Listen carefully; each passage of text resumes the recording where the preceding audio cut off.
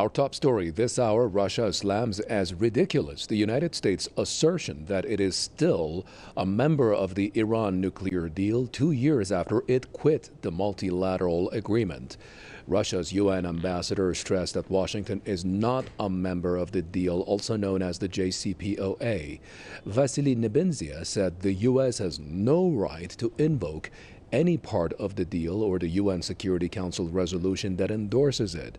Last month, Washington said it could trigger a snapback mechanism in the JCPOA that would reinstate all UN sanctions on Iran.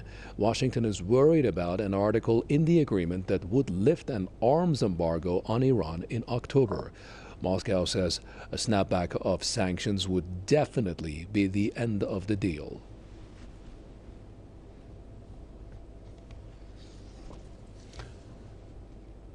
To elaborate on those Russian comments, I'm going to bring in Mr. Jason Unruhe. He's a political commentator who comes to you via Skype out of Ontario. Jason, as always, it's good to see you.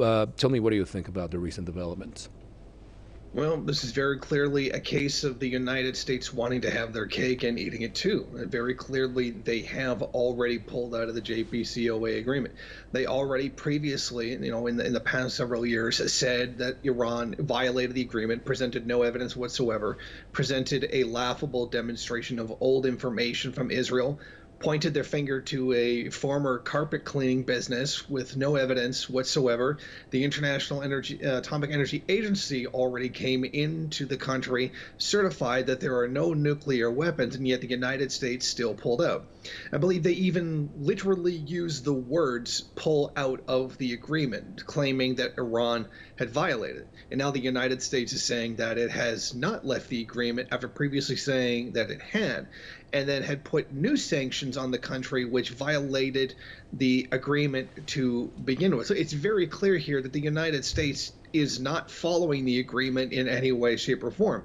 And this has certainly been the case since the current U.S. president came into power and decided that he wanted to sabotage the deal simply because his predecessor had created it. I mean, the United States has done, frankly, nothing in terms of what it was their obligations. I mean, they assassinated Soleimani as claiming that he was the leader of terrorism or something in Iraq, all kinds of complete nonsense. So what Russia is pointing out here is certainly very true. You cannot claim to be defending the deal or to be, trying to say that you're a part of it when you have not only already stated that you have left, but that your actions completely contradict what it is that you're giving now. This is a very typical tactic for the United States to say one thing and do another. This is very much a tactic that someone would use when they want to do whatever it is that they want, if devoid of any consequences for those actions. They are still of the mentality that might makes right. They are the ones that make the sanctions, not Iran. They are the ones that hold the power in this situation. So they are going to do whatever it is that they feel is within their self-perceived right to do. And frankly, the international community, having to deal with all of this for the number of years that this president has been in office, the nonstop banking sanctions, the whole difficulty over Instex, other countries wanting to purchase goods and services from Iran, Iraq wanting to purchase energy resources from Iran and then being blocked because the United States says that they're not allowed to do it, etc.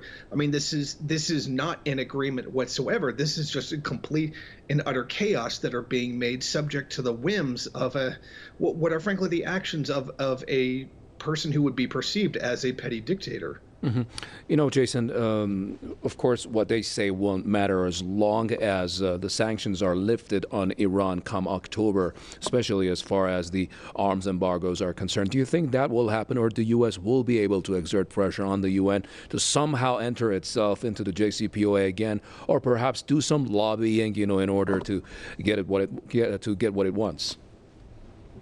Unfortunately, I do see this as a case where the United States will be able to enforce their will once again. Obviously, one thing that the United States does not want above all else, perhaps, well, the main goal is regime change, but the next goal below that would certainly be preventing Iran from having an adequate means of defending itself from a potential U.S.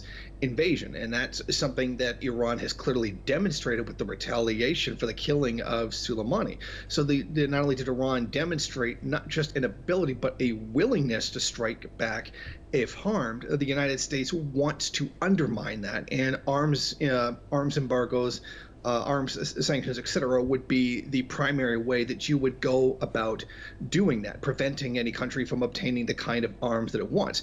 And all of this part of a larger plan to destabilize Iran in order to force one of those regime change style efforts that the U.S. is so well known for. Hmm. And one last thing, Jason, before I let you go. Of course, Russia has mentioned that if this is the case, the one that you just mentioned, this will officially be the end of JCPOA and literally the end of 5 years of efforts of the 6 countries involved and many other countries involved indirectly. It will bring it to an end. Not that it has actually given the benefits that it was supposed to give to Iran, but that will officially bring it to an end. And with it, the efforts of all these countries.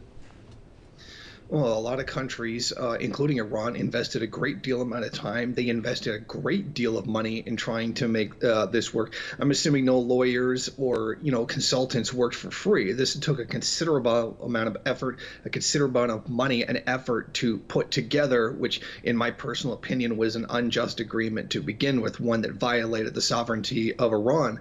But Iran, in its leadership, decided that they were going to cooperate. They were going to pursue a peaceful path, and that can certainly be respected. But what good is this path if the other party is simply unwilling to live up to the agreement? It is almost as if all of this was merely an act of theater, or merely just an act to just slow down what they perceived to be a nuclear weapons program when there really was none, or just a general an act to undermine Iran's economic stability, etc., by going through all of this as just a measure to harm the country. And in the end, it served Iran in no way. Thank you very, very much, Mr. Jason Unruhe, political commentator out of Ontario via Skype, as always. Thank you. I appreciate your time.